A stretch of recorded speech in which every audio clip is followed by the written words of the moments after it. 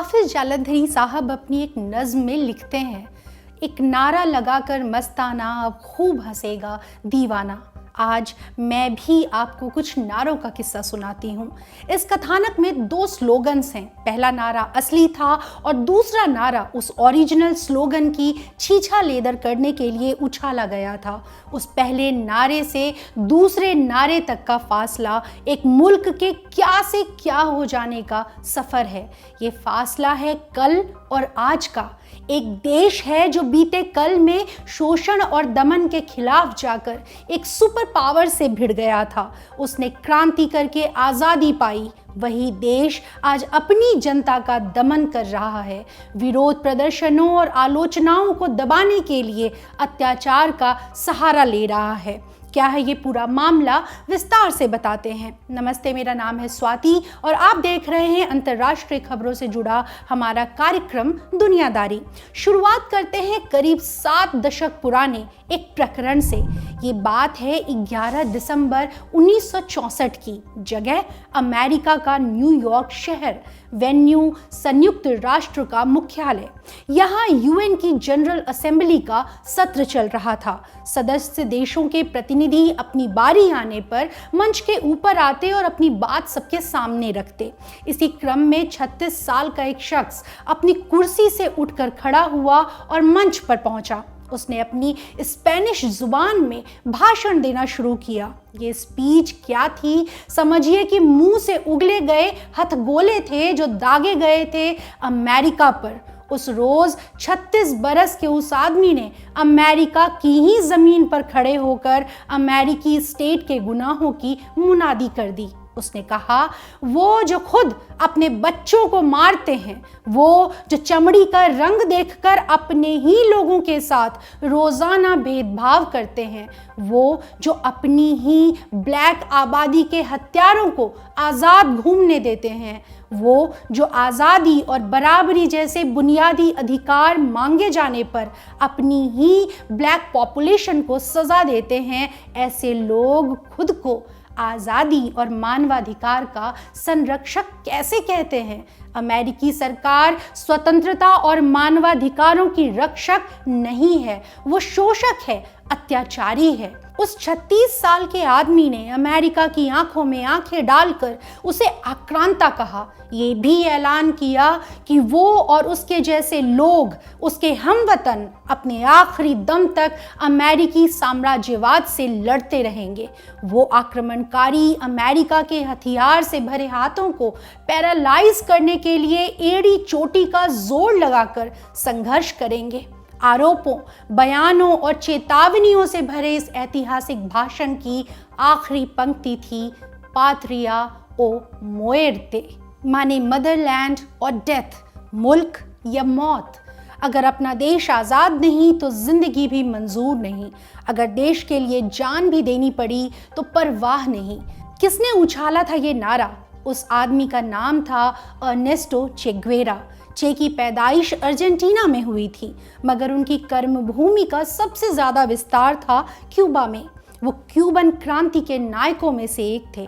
उनका दिया वो नारा पात्रिया ओ मुएर्ते 1950 के दशक में उभरे कम्युनिस्ट लीडर फिदेल कास्त्रो और उनके नेतृत्व में हुए क्यूबन रेवोल्यूशन का सबसे लोकप्रिय स्लोगन था।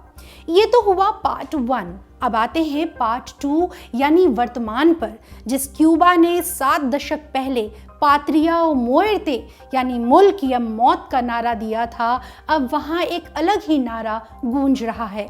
ये स्लोगन है पात्रिया या विदा, माने होमलैंड एंड लाइफ। देश भी चाहिए और जिंदगी भी चाहिए। देश के होने की कीमत ये नहीं हो सकती कि नागरिकों का कोई जीवन ना बचे, उनके जीवन में खुशहाली आने की कोई उम्मीद ही ना हो, बस दुख और संघर्ष में ही जीवन कटता रहे।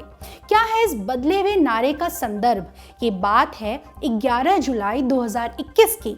रविवार का दिन था। इस रोज क्यूबा के 50 से ज्यादा शहरों में एक साथ एक बड़ी घटना हुई। हजारों हजारों लोग सड़कों पर उतर आए। इस भीड़ में हर आयु वर्ग के लोग थे। इन लोगों ने एक दूसरे के साथ कंधा मिलाकर रैलियां निकाली।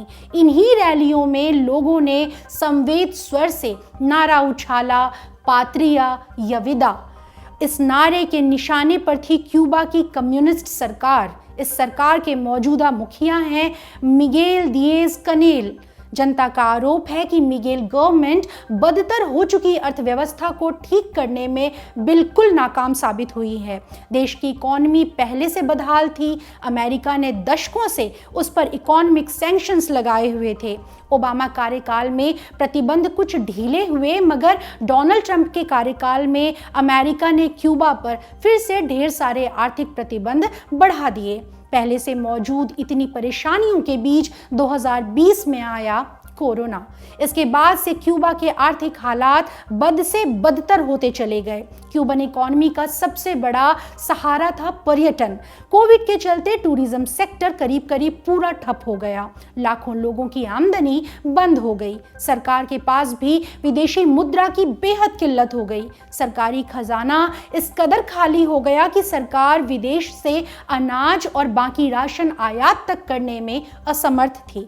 इसके चलते क्यूबा में खाद्य सामग्रियों की बेहद कमी हो गई।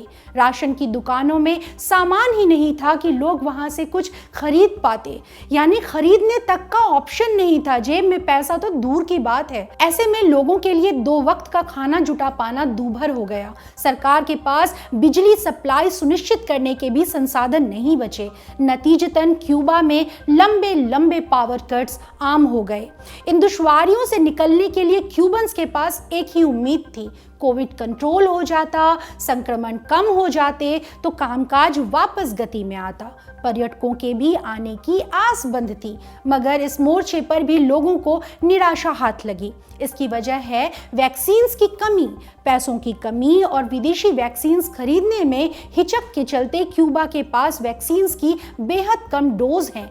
वहां केवल 16% लोगों को ही वैक्सीन लग सकी है। क्यूबा अपने यहाँ भी वैक्सीन्स बना रहा है, मगर ये स्वदेशी टीके अभी लगने शुरू नहीं हुए हैं।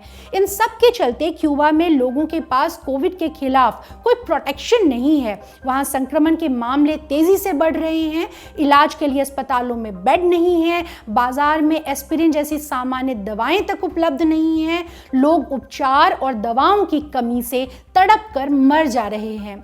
इन तमाम निराशाओं के चलते ही क्यूबन पब्लिक अपनी सरकार के खिलाफ सड़कों पर उतर आई है। अपने फ्रस्ट्रेशन का इजहार करने के लिए उन्होंने क्रांति के ज़माने के पुराने नारे को बदलकर पात्रिया या विदा यानी होमलैंड एंड लाइफ को अपना एंथम बनाया है। पता है इस नए नारे के पीछे का आइडिया क्या है? ये नारा असल में एक गाने से ली गई पंक्ति है। ये गाना रिलीज हुआ था फरवरी 2021 में। इस गाने में क्यूबा की कम्युनिस्ट सरकार को टारगेट किया गया था। स्पेनिश में लिखे गए इस गाने के बोलों का हिंदी अनुवाद कुछ इस तरीके से था कि अब और झूठ नहीं चलेगा, मेरे हमवतन अब आज़ादी चाहते हैं, उन्हें अब राजनीतिक उपदेश नहीं चाहिए, हम अब जन्मभूमि या मृत्यु का नारा नहीं लगाएंगे, हम चिल्लाकर कहेंगे कि जन्मभूमि और जीवन। पता है ये गाना क्यूबा के 5 कलाकारों ने मिलकर तैयार किया था। रिलीज होते ही उनका ये गाना क्यूबा में सुपर हिट हो गया। गाना बनाने वाले आर्टिस्ट जानते थे कि अब वो सरकार के निशाने पर आ जाएंगे। इस आशंका के चलते गाना बनाने से जुड़े 2 लोग अमेरिका चले गए, बाकी 3 क्यूबा में ही रह गए। इन तीनों ने कहा कि वो अपने ही देश में रहकर वहाँ की तानाशाही हुकूमत के खिलाफ आवाज़ बुलंद करते रहेंगे, चाहे इसके लिए कोई भी कीमत चुकानी पड़े। गाना रिलीज होने के बाद क्यूबन अथॉरिटीज़ ने ग्रुप के एक कलाकार ओसे रबो को अरेस्ट कर लिया। उस पर अव्यवस्था फैलाने, कैदियों को रिहा करवाने की कोशिश करने और हमला करने के आरोप लगाए गए। ओसोरबो को 40 दिन तक डिटेन करके रखा गया।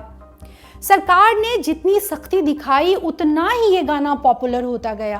क्यूबन्स के लिए अब ये एक गाना नहीं, एक आइडिया बन गया था। उनके देश में जो भी गलत हो रहा था उन सब की अभिव्यक्ति का जरिया बन गया था ये गीत। सरकार इस गीत को कुचलने में जुट गई। सरकारी प्रोपेगेंडा अखबारों ने इस गाने की निंदा में लेख लिखे, इसे नफरती और देश विरोधी बताया। सरकारी तंत्र ने इस गाने के विरोध में एक और गाना जारी करवाया, मगर ये सारे हथकंडे नाकाम रहे। ये गीत माने क्यूबन जनता के भीतर बरसों से जमा रोष को बाहर लाने का माध्यम बन गया और यही वजह है कि अब क्यूबा में हो रहे सरकार विरोधी प्रदर्शनों में इस गीत की पंक्ति लोगों के लिए राष्ट्रगान की तरह एक एंथम बन गई है। लोगों का कहना है कि वो कब तक देश और देशभक्ति के नाम पर अभाव सहते रहेंगे, कब तक अपनी सरकारों के नकारेपन का खामियाजा उठाते हुए इस भ्रम में जीते रहेंगे कि देश बचाना है तो तिल तिल कर मरना ही होगा। क्यूबन जनता का कहना है कि वो अब बदलाव चाहती है, देश की तरक्की और रोजगार चाहती है, उन्हें अपने देश से प्यार है, लेकिन इसका मतलब ये नहीं कि देश के सवाल पर पीढ़ी दर पीढ़ी बर्बाद होती रहे। ऐसी स्थिति ही क्यों हो कि देश या जनता की स्थिति बने। देश और जनता दोनों साथ में कोएग्जिस्ट क्यों नहीं कर सकते, वो साथ में फल फूल क्यों नहीं सकते। जनता कह रही है कि जब तक वो खुशहाल नहीं होगी तब तक देश भी खुशहाल नहीं हो सकता। ये तो हुई आवाम की बात। सरकार का क्या रुख है इन प्रदर्शनों पर? सरकार सख्ती के सहारे जन विरोध को कुचलने की कोशिश कर रही है। 11 जुलाई से अब तक सैकड़ों प्रदर्शनकारी गिरफ्तार किए जा चुके हैं। पुलिस घर घर जाकर प्रदर्शनकारियों को राउंड अप कर रही है। शहरों में हर तरफ पुलिस फोर्स की तैनाती कर दी गई है। मास प्रोटेस्ट से जुड़ी खबरें बाहर ना जाएं, इसके लिए देश में बड़े स्तर पर इंटरनेट बैन कर दिया गया है। इनके अलावा क्यूबन सरकार प्रदर्शनों से निपटने के लिए प्रोपेगेंडा का भी सहारा ले रही है। राष्ट्रपति मिगेल दिएज कनेल प्रदर्शनकारियों को देशद्रोही साबित करने का भरसक जतन कर रहे हैं। उन्होंने टेलीविजन पर प्रसारित अपने संदेश में कहा कि क्यूबा क्रांतिकारियों का वतन है। जो लोग सड़कों पर उतरे हैं वो उत्पाती हैं। मिगेल गवर्नमेंट अपने खिलाफ हो रहे प्रदर्शनों को अमेरिकी साजिश बता रही है ताकि विरोध की वैधता खत्म की जा सके। इसे विदेशी ताकतों द्वारा क्यूबा को तोड़ने और अस्थिर करने की साजिश ठहराकर दमन को जायज ठहराया जा सके। इसके अलावा मिगेल सरकार ने एक और रणनीति अपनाई है। वो प्रदर्शनकारियों को काउंटर करने के लिए प्रो गवर्नमेंट लोगों को आगे कर रहे हैं।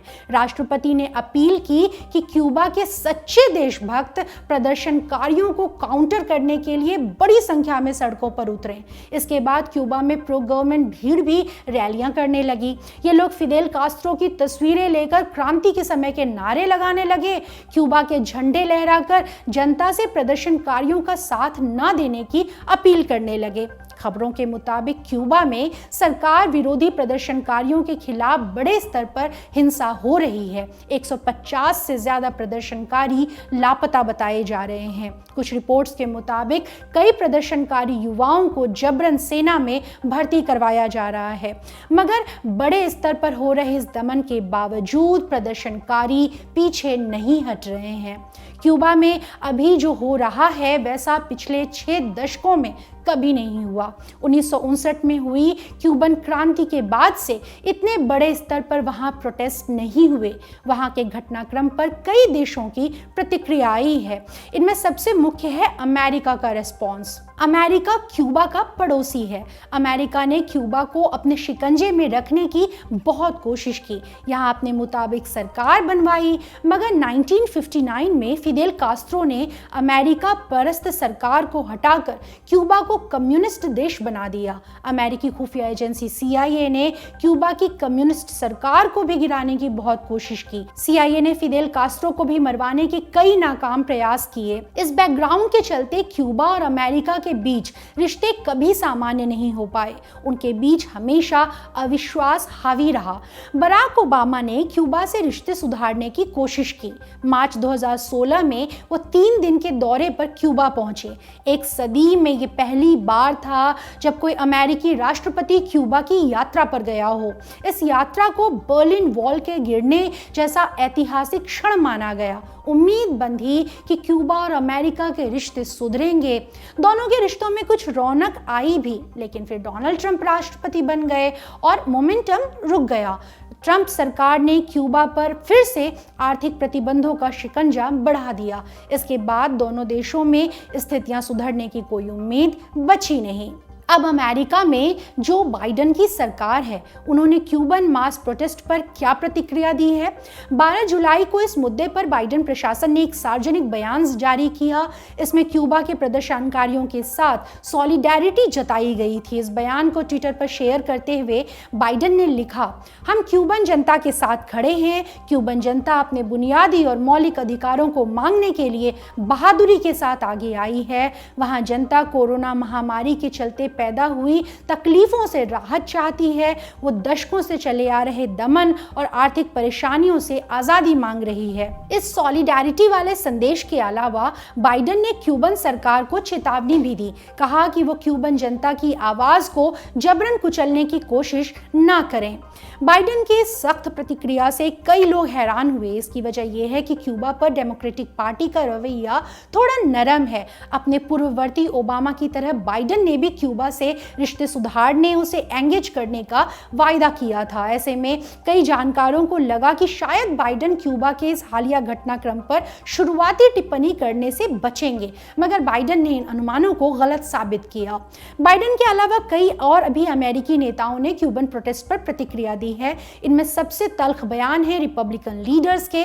कई रिपब्लिकन लीडर्स तो क्यूबा पर बम तक गिराने की बात कर रहे हैं। मसलन मियामी के मेयर फ्रांसिस सुआरेज 12 जुलाई को उन्होंने फॉक्स न्यूज को एक इंटरव्यू दिया। इसमें फ्रांसिस ने कहा कि अमेरिका को क्यूबा पर बम गिराने के विकल्प पर विचार करना चाहिए। फ्लोरिडा के रिपब्लिकन गवर्नर रॉन डेसेंटिस ने भी कहा कि वो क्यूबन जनता तक वाईफाई पहुंचाने के इंतजाम देख रहे हैं।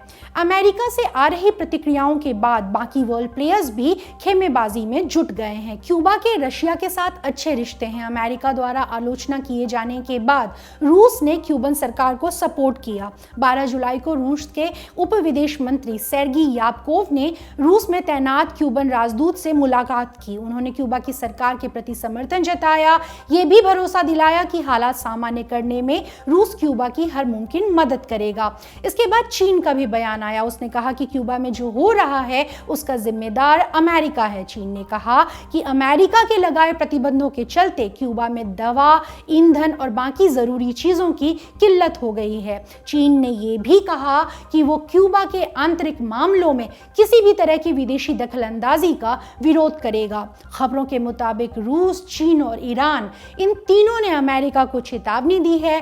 कहा है कि वो किसी हाल में क्यूबा के भीतर हस्तक्षेप ना करे। हस्तक्षेप ना करने की हिदायत सही है। अमेरिका ने मानवाधिकार और लोकतंत्र की दुहाई देकर दशकों तक दूसरे देशों में टांग अड़ाई। अपने हितों को ग्रेटर गुड का नाम देकर सैन्य गतिविधियों और हमलों को जस्टिफाई किया। मगर चीन, रूस और ईरान भी क्यूबन सरकार का साथ देकर कोई भला काम नहीं कर रहे हैं। वो भी इस मुद्दे को अपने हिसाब से कैश करने की कोशिश कर रहे हैं। इस आरोप प्रत्यारोप और धमकियों के चक्कर में एक जरूरी पॉइंट मिस हो रहा है। यहाँ मसला किसी और का नहीं, क्यूबा के आम लोगों का है। वो भुक्तभोगी हैं। वो अपनी सरकार के कामकाज से निराश हैं और बदलाव चाहते हैं। वो अपना अधिकार मांगने के लिए सड़कों पर उतरे हैं। क्यूबन सरकार उन्हें देशद्रोही और असामाजिक तत्व साबित करके असली मुद्दे से लोगों का ध्यान भटकाना चाहती है। वो जोर जुल्म से लोगों की आवाज दबाना चाहती है। ये गलत है। क्यूबन सरकार अब किस मुंह से दशकों पहले अपने देश में हुई क्रांति की दुहाई देगी? आम जनता का दमन करने वाली सत्ता शोषक होती है, क्रांतिकारी नहीं होती। क्यूबन सरकार को समझना होगा कि दीवारों पर चेगवेरा की तस्वीरें बनाने और चौराहों पर उनकी मूर्तियां लगाने से वो रेवोल्यूशनरी नहीं माने जाएंगे। उन्हें रेवोल्यूशन के वादे को जीना होगा, निभाना होगा। ये था हमारा बड़ी खबर सेगमेंट। अब सुर्खियां देख लीजिए। पहली सुर्खी पाकिस्तान से है। यहाँ खैबर पख्तूनख्वा स्थित अपर कोहिस्तान जिले में एक बड़ा ब्लास्ट हुआ। ये धमाका दासू हाइड्रो पावर प्लांट के नजदीक एक बस में हुआ। इस ब्लास्ट में 12 लोग मारे गए। मृतकों में 9 चाइनीज इंजीनियर भी शामिल हैं। शुरुआत में पाकिस्तान ने इसे कायराना हमला बताया था, मगर कुछ ही देर बाद विदेश मंत्रालय ने कहा कि ब्लास्ट की वजह एक हादसा थी। मिनिस्ट्री के मुताबिक बस में मशीनी गड़बड़ी हुई, इसके चलते बस एक नाले में चली गई, उससे गैस लीक हुआ और इसी लीकेज के चलते धमाका हुआ। चीन ने पाकिस्तान से इस घटना की विस्तृत जांच करने को कहा है। दूसरी सुर्खी दक्षिण अफ्रीका से है। यहाँ पूर्व राष्ट्रपति जैकब जुमा को मिली जेल की सजा के बाद दंगे शुरू हुए। करीब एक हफ्ते पहले शुरू हुए इन दंगों की शुरुआत जैकब जुमा के समर्थकों ने की, लेकिन अब इस हिंसक उपद्रव का दायरा बढ़ गया है। कोविड के चलते लुढ़की इकॉनमी, बढ़ती गरीबी और बेरोजगारी, ये सारी निराशाएं अब उपद्रव का हिस्सा बन गई हैं। कई शहरों में आगजनी और लूट हो रही है। इस हिंसा में अब तक 72 से ज्यादा लोगों के मारे जाने की खबर है। कई लोग तो लूट के चलते मची भगदड़ में कुचल कर मारे गए। उपद्रवियों से निपटने के लिए सरकार ने कई शहरों में सेना को तैनात कर दिया है। आज की दुनियादारी में इतना ही। अपना ध्यान रखिए। शुक्रिया। शुभ रात्रि।